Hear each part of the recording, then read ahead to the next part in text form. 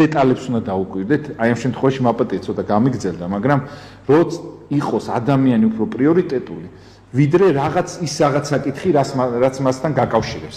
აგებ იქ თუ არ აგებ ამ შემთხვევაში არ აქვს მნიშვნელობა. ჩვენი ადამიანობის საზომი არის ჩვენს წინ მდგარი ადამიანი. ყველას პიროვნულობის საზომი არის სხვა მეორე პიროვნება. და რას გულისხმობს ეს ყოველი? აი ამას ძალიან კარგად უნდა დაუფიქრდეთ ყველანი. როგორადაც მე ვექცევი სხვა პიროვნებას, როგორი ურთიერთობაც, როგორი დამოკიდებულებაც მაქვს მე სხვა პიროვნებასთან, ისეთი ვარ ზუსტად მეც. იმიტომ რომ ის ჩემიდან მოდის, არა? უფალი ამბობს, რომ ის შეურაცხყოფს, რაც პირიდან გამოდის, იმიტომ რომ გულს გაივლის. ესე იგი, მე თუ სხვა ადამიანს ვლანძღავ, თვითონ ვარ გალანძღული. იმიტომ რომ ჩემიდან ამოვიდა ეს ლანძღვა. ის თუ ამას არ მიიღებს, მას არაფერი არ დააკლდება ამით. ხო?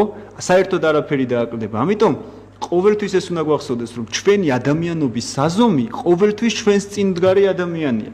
როგორადაც თუ მე ადამიანს მოვესიყვარულები, თუ მე ადამიანს მოვეფერები, გვერდით დაუდგები, ესე იგი აი ამ სიყვარულს ვატარებ მე. ესე იგი ესეთი პიროვნება ვარ მე, ანუ როგორადაც ჩვენ ვექცევით სხვას, ზუსტად ისეთნი ვართ ჩვენ და ამას უნდა შევხედოთ გარედან. და მაშინ დავინახავთ ჩვენ თავს, ანუ შევიცნობთ, შევიმეცნებთ ჩვენ თავს, თუ როგორები ვართ ჩვენ. და ეს იქნება ერთგვარი გამოსავალი იმისა, რომ როდესაც ადამიანი შეიცნობს საკუთარ თავს, არ მოეწონება ისეთ რამეში და შემდგომ იწყებს ამის გამოსწორებას, ხო? იმიტომ რომ როგორ შეიძლება შენ მოგწონდეს ის, რომ ვიღაცა გლანძღავს. აი როგორ შეიძლება ეს მოგწონდეს, ხო ადამიანს ეხლა როგორ მოგეწონება, რომ ვიღაცა გაყენებს შეურაცხყოფას, გლანძღავს, გირტყამს, ან რაღაცა ბოროტად გექცევა, სიბოროტეს გიკეთებს და ასე შემდეგ. ხომ არ მოგწონს, ხო? ან ვიღაცა ფულში გცვლის, ვიღაცა მდგომარეობაში, ვიღაცა თანამდებობაში, ხომ არ მოგწონს, ხო? არ მოგწონს. მაგრამ აბა ეხლა შენ თავს შეხედე, ანუ იმიტომ რომ შენი პიროვნულობის გამსაზღვრელი შენთვისაც შენს წინ მდგარი ადამიანია. შენც თუ სხვას შეურაცხყოფას აყენებ, შენ თვითონ ხარ შეურაცხყოფილი და არა ის ადამიანი. შენ ხარ, შენ ატარებ ამას. ამიტომ მოდი, მატარებელი შენ ხარ, ხო? ხო, შენ ატარებ, შენგან მიდის მასთან. შენი ბაგეებიდან მიდის მასთან. შენ ხარ ამ შეურაცხყოფის მატარებელი, თორე მას შეუძლია არ მიიღოს, ზურგი გაქციოს და წავიდეს, იმას არაფერი არ დააკლდება. ან მიიღოს სიტყვაზე, მაგრამ არაფერი დააკლდება, შენ ატარებ ესე იგი ამას, ხო? ამიტომ როდესაც ვაყენებთ შეურაცხყოფას, როდესაც ლანძღავთ, როდესაც ვლიქნელობთ, როდესაც ვიქცევით რაღაც მოღალატეობრივად, ხო? ამას ჩვენ ვატარებთ, ჩვენ ვართ იმას სხვას ვერაფერს დავაკლებთ. კი, შეიძლება ხორცელად, ფიზიკურად რაღაცა ისეთი მოხდეს, რომ ვაწყენინოთ ადამიანს, რაღაც დაუშავოთ. სულიერად ნამდვილად ვერაფერს დავაკლებთ და უნდა შევხედოთ, რომ ვინ ვართ ჩვენ. აი, ზუსტად ეს არის პასუხი, რომ ვინ ვართ ჩვენ? ვინ ვართ? რეალურად ხარ ის, როგორადაც ექცევი შენ სხვა ადამიანს. ექცევი კარგად, კარგი ადამიანი ხარ. ექცევი სიყვარულით, მოსიყვარულე ადამიანი ხარ. ექცევი ზიზღით, შურით, ეგეთი ხარ.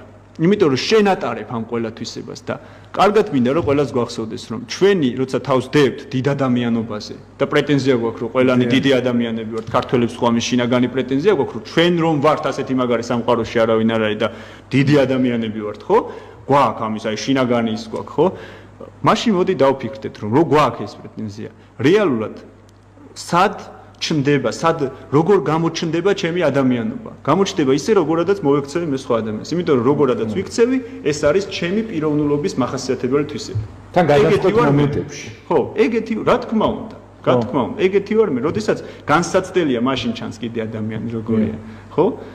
სიტყვაზე ვამბობ, კარგ სუფრასთან და მოღიღინე მოკეიფე, ყველა კარგი შეიძლება გეჩვენოს, მაგრამ განსაცდელი ჟამს ცოტა რთულია, ხო? იქ უკვე რაღაცა ხაზია, ზოლია, რომელიც მთელ შენ ცხოვრებას, აი განსაცდელი ჟამს ჩანს ყველაზე მეტად, რატო აი მოწამეებს განადიდებს ეკლესია საოცრად, ხო? აი იქ იმ მომენტში, როცა გადაწყდა, იქ ჩანს შენი პიროვნულობა. როგორი ხარ შენ, რას ატარებ შენ რეალურად შენ თავში. და მოდი დავფიქრდეთ, ჩავიხედოთ ჩვენ თავში, თუ ვინმე გაგვილანძღავს, თუ ვინმე სუდად მოგცევი ვარ, თუ რამის გამო ვინმე გაგვიყიდია, გვიღალატია, ესე იგი ეგეთები ვართ და დავანებოთ ამ ჩვენს დიდ ადამიანობას თავი და ვიყოთ უბრალო თავმდაბალი და გვიყვარდეს. ვეცადოთ გვიყვარდეს. მე მგონი მამაო მეორე ადამიანსაც მაგიტომ აწყენებ ხოლმე რომ ამას ეს რო არ დაინახო ურთულესი აღიარება. ეხლა თქვენ რასაც საუბრობთ მამაო, მამები და ისეთი ადამიანები მთელი ცხოვრება ებრძოდნენ ამას რომ შენ თავში დაინახო პატარა ადამიანი რომ შენ აი წარმოგიდგენ თავის უარყოფა. რომ აი ყველა არის, შენ ხარ იქ შეიძლება თანამდებობაც გაქვს, რაღაცაც რაღაც ყველაფერი გაქვს და უცბად შენთან აი ამ ყველაფერში დაინახო საერთოდ უბრალოდ არაფერი, ერთი მიწა. ძალიან ძნელია, მამაო. მაგიტომ არის რომ აი სხვა ადამიანებში იმას ვები აქვს, ამცირებ, იმიტომ რომ თავს იმკვიდრებ და შენ თავს ამით აჯერებ, რომ რაღაცას წარმოადგენ, ხო?